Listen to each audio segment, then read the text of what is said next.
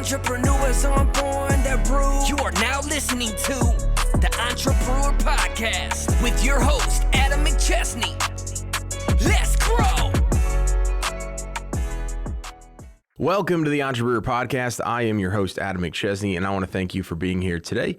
If you're listening, please be sure to subscribe to the show and leave us a 5-star review on Apple and Spotify. We would love for you to share this on social media by tagging me and our guests, and this way we can get this content out to more people.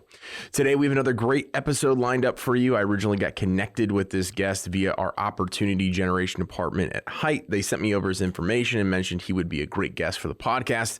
He and I hopped on a quick Zoom call to learn a little bit more about each other, and I'm really excited for this episode.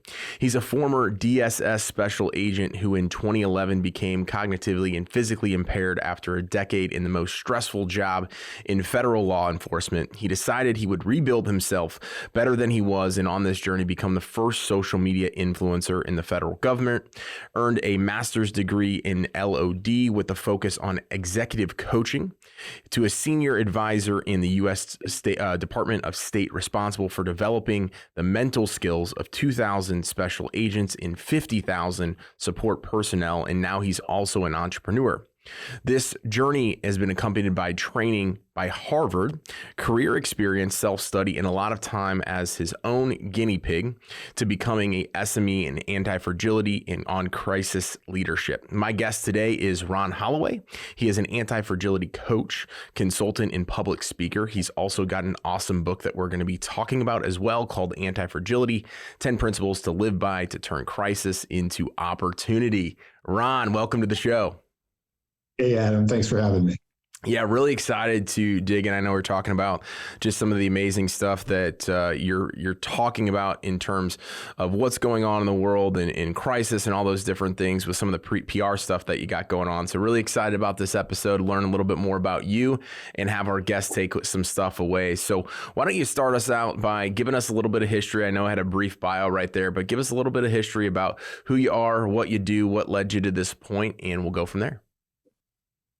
Well, at 7 years old, I saw my first James Bond movie.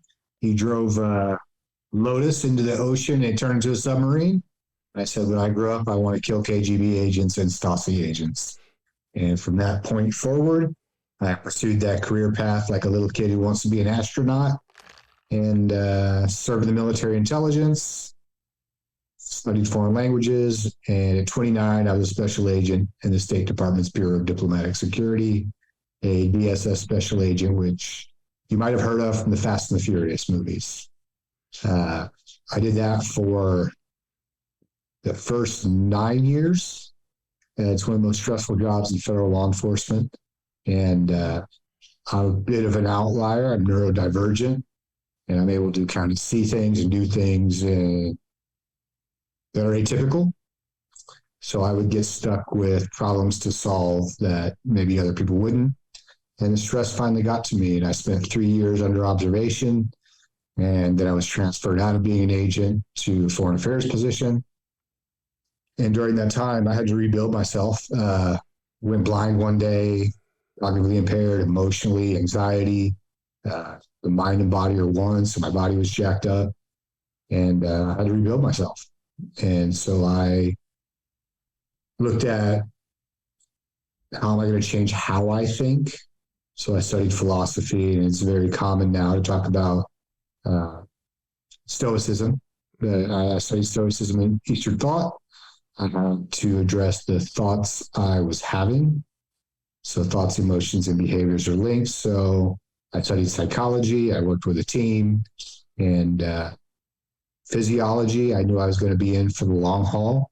So I went from being a weightlifter, preparing to tackle somebody who's trying to shoot my protectee, to an endurance athlete dropping 70 pounds in 4 months because I knew I was going to have to endure a lot of suck. And that's a good way to train for it. And I just started rebuilding myself. And as I did, I realized that I'm not the only guy in the unit, in the organization that's having these problems. And I want to protect them. So I said, okay, I will further my education by teaching other people what I learned. So best way to learn something is to have to teach it. once for yourself, once for someone else. And in the process, next thing I know, I'm doing it social media through our own internal intranet, and it just takes off. And I was asked to speak at the Foreign Service Institute, and I become a thought leader. And over a period where I was doing a very stressful counterterrorism job, non-special agent, I started a blog. And I got my master's degree in leadership and organizational development, emphasis on being an executive coach. And finally, our equivalent of a 2-star general picked me out of that office and gave me a contract position as a senior advisor in human capital development to teach widespread everything I've been doing on my own, kind of grassroots. And COVID came. Her successor came, who basically told me she doesn't read my emails. And when the COVID budget cuts came, my position got defunded. I immediately pivoted because my whole thing of anti-fragility is taking things and turning them to your advantage. And I said, hell yeah. 48, just lost the only job I know. And guess what? I'm gonna start over again. So I pivoted, moved to Texas, doubled down on my business. And that's where I am now. And I was on 10 news shows last week, and I'm hanging out every now and then with professional athletes. And it's been quite a journey. I've been here a year and a half, and best thing could have happened to me was getting out of DC and moving to Texas. Wow. Aside being born this good looking. Yeah, can't argue with that for sure. That's an incredible story, and I appreciate you sharing that with the audience. And I love, and even with our first conversation, I just love your outlook on just life in general and how things are coming and things are going and how you can overcome and kind of turn those negatives or obstacles into opportunities. And I think that's one of the things that most people struggle with, especially as entrepreneurs, is there's going to be, I was talking with an entrepreneur this morning, struggling on getting his feet off the ground. He's like, hey, I'm having all these problems. I just want these problems to go away. The problem is that the more successful that you are, the more you grow in business, new problems come into the fold. Problems don't go away, and new things come into the fold. So I'm really excited to learn a little bit more and talk to us a little bit more about kind of your style of coaching and kind of what you speak on, and a little bit about the book before we get into the rest of the episode.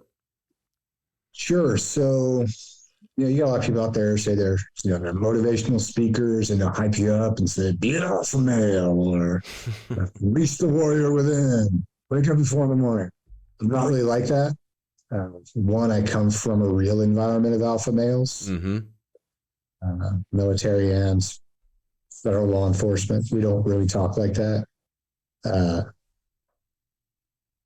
But my style is confrontational in terms of coaching. I ask open-ended questions like any coach would. However, what I bring to it that other coaches wouldn't is anti-fragility, my personal experiences with turning things to my opportunity, or to turning things that happen into an opportunity. And as far as speaking, I like to empower people, but not through pumping them up emotionally and getting them into an emotional state.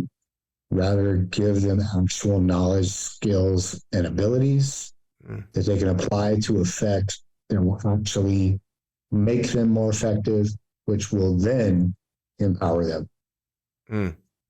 Love that. The book, thank you. And the book itself is, it's probably the only book you're going to read that has a mix between Bruce Lee, Marcus Aurelius, and a number of other people. Part of it mental health, part of it business, and even a mention of brass knuckles and how to consume intelligence instead of just, or how to create intelligence instead of just consuming information.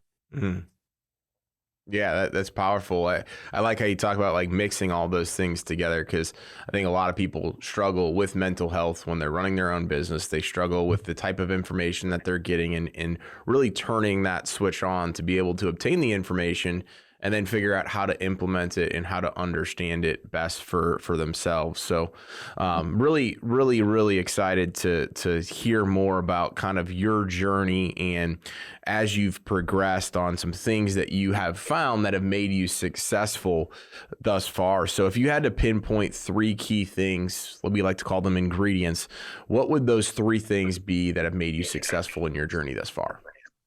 Okay. So this is a double-edged sword. I have a high tolerance for pain. And that can be mental or physical. Problem is, if you're not in touch with when you're actually injuring yourself, you could do worse. But I'm pretty good at differentiating between actual pain and discomfort. Another, which is probably contrary to what most people hear, I actually hate to fail. We always hear fail first, fail fast, fail often. Failures, man, I come from a world where if I failed, somebody was going to die. Yeah. So really, rather than just leaving it up to chance and just throwing something against the wall, I do as much prep work ahead of time, as much advanced work, study my objective, study my adversary, get my resources together. And so that I reduce the margin of failure in the first place. Because, people can say that in those motivational things about fail all the time. Well, if you're on a limited budget, or you've got a wife who's saying, hey, when's this thing going to start making money? You can't have unlimited failures. Yeah. So you need to quickly learn from the ones that you've had and think ahead, anticipate some of the problems, read, study. And I guess that leads into the third one, which is learning constantly.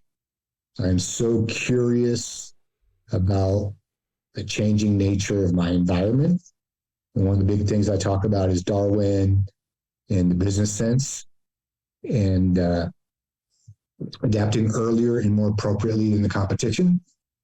And so the key to that isn't necessarily iterating faster, but more picking up earlier on what's going on in your environment that you need to adapt to. So like right now I'm looking at AI. That's kind of my next thing. AI is coming. A lot of people are sitting there complaining and saying this will be the end of the world. And I've got my son, who's my head of research and development, saying, where are we going to plug AI in with what we do and where will the opportunities be? So I'm high pain tolerance, hate to fail, and curiosity. Love that. It's a solid combo. That's 3 really quality things that I think make a lot of people successful. And I love that you talk about the fail forward, that a lot of people are like, just go fail. And I think it gives the wrong impression, as you mentioned, that 1, failure is okay, but 2, in order to be successful, you have to fail a ton. And I've struggled with that myself, because I wouldn't I fail daily in very interesting sense of like, oh, I could have done this better, I could have done that better. But like true failure, I am lucky enough that I haven't had it. And I always feel like because of society, they're like, oh, in order to reach this level, you have to have some massive failure where you lose everything and then you have to build your way back up. And I just don't think it has to be like that. So really excited to hear you say that specifically.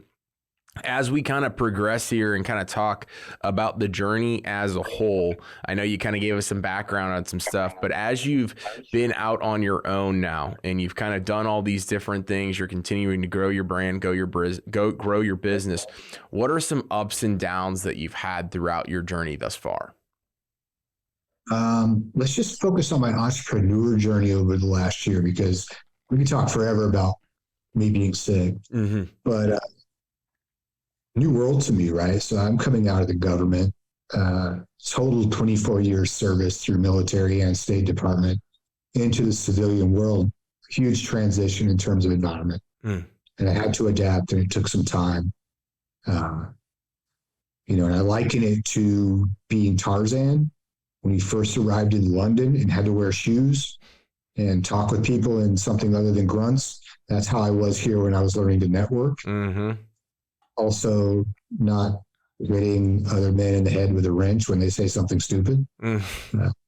Yep. Then there was the process of myself, giving myself time to retune and readjust and understand just what is it I'm selling, really getting to know my product and service.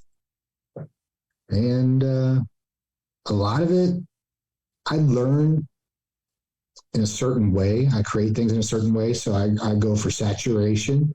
So I'm always reading, always have 5 books going relative to what I'm doing. And then I step back and let it incubate and then see what kicks out. So like my book, it's an ebook, it's about 50 pages, but it's nutrient dense. But the actual creation of the book took a decade for me to learn principles. Mm-hmm. The writing of the book only took a few days. Yeah. It was already there. It was just a matter of structuring it. So I think that's one way to look at it is I had to get saturated with the new environment, sit back, let it incubate. And then now where I am, I'm cool in the game. So it sounds like you obviously have a process of how you move forward with everything or how you analyze situations. You talk about being able to digest those things, incubate, and kind of move on from there. I'm assuming a lot of that stuff you were able to translate over from your time, in working in the government and all of those amazing things to be able to do that over there. How did that process kind of translate from, basically working for somebody else, doing this with inside the government, all those things to entrepreneurship? What was that specific transition like? I was a bit of a mutant in the government in that I was an intrapreneur as opposed to an entrepreneur. So I was creating things. I mean, one of the directors told me, Ron, I just want to give you an office of people and tell them to do what you say and create stuff. But let me think on that for a second. Yeah, I think the transition from my government skills and my personal life to what I'm doing now, one thing throughout all of it is the human element. The human element never really changes. Yep. Right. So thoughts, emotions, and behavior, the maintenance of your physical, mental, and spiritual health.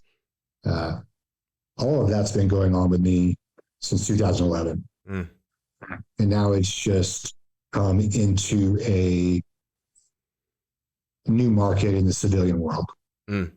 Yeah, no, that makes a lot of sense. And yeah, you can definitely see that. I think the one thing across the board, as you mentioned, like the human element is something that people, when AI comes out, when technology comes out, when all these different things come out, when COVID happened and it's more Zoom remote environment, I think the human element continues to get further and further away. But that's the thing that makes us who we are.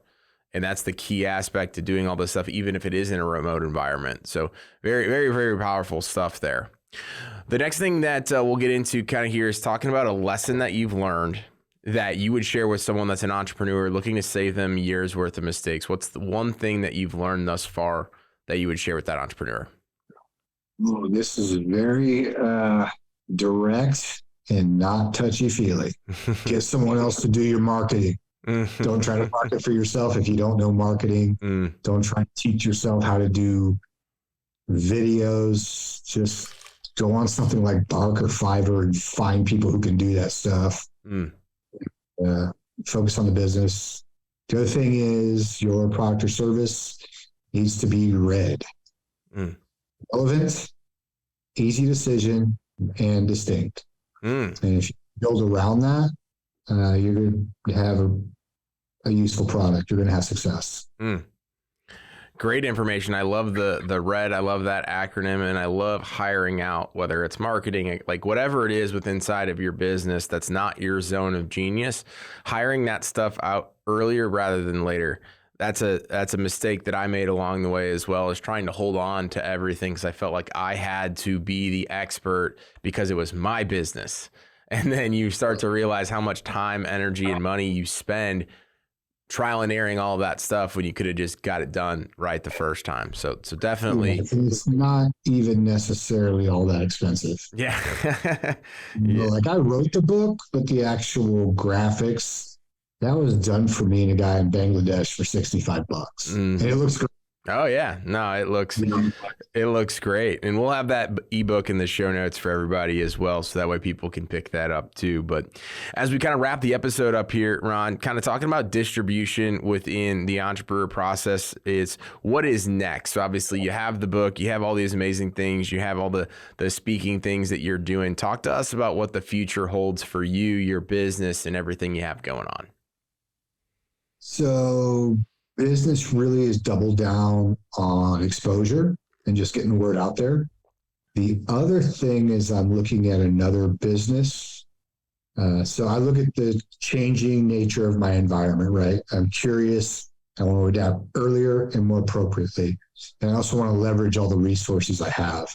So one of the businesses I'm looking to start up is getting people off the X. So if you follow Ray Dalio, and he talks about like the American empire kind of being on a decline, the rise in China. And then we look at the different ways America can go as far as stability. Well, I think in terms of my great-grandchildren, what will the country be like then? So I'm looking at other countries, namely Chile, where I could work with high net worth people, set them up socially in other countries. So I'd be leveraging my intel background, my diplomatic background, business background to help people navigate the social side, and somebody else can handle the logistics side. That's awesome. Very cool. Plus, I get to live abroad and really build it for my family and have somebody else pay for it. I love that. Yeah, building the legacy and building that impact is super powerful. Well, Ron, I really appreciate you coming on the episode today. Where can people find out more about you, whether it's a website, social links? We'll have all that stuff in the show notes for them to be able to grab the ebook as well. Yeah, so my website is arrowcoachingllc.com. And you have to have that LLC because somebody else is Arrow Coaching. So arrowcoachingllc.com. On there are the buttons to push for my social media. So Instagram, Facebook, LinkedIn.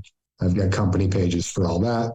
And you can also Google my personal page on LinkedIn. You'll see all my patchwork quilt of background with some pretty unique fabrics. Awesome. Well, we're excited to have this episode come out. As I mentioned, we'll have all that stuff in the show notes. So that way you guys can follow Ron, learn more about everything he has going on. Again, Ron, thank you so much for coming on the episode today. We really appreciate your time. Cool, brother. Thank you for having me and giving me this opportunity. Absolutely. And to the audience, I want to thank you again for tuning in to today's podcast. Please be sure to subscribe, download, and share our content. Leaving a 5-star review goes a long way. We'll see y'all next week. And remember, entrepreneurs aren't born, they are brewed. I'm an entrepreneur. Entrepreneurs aren't born, they're brewed. Thank you for listening to Entrepreneur Podcast with your host,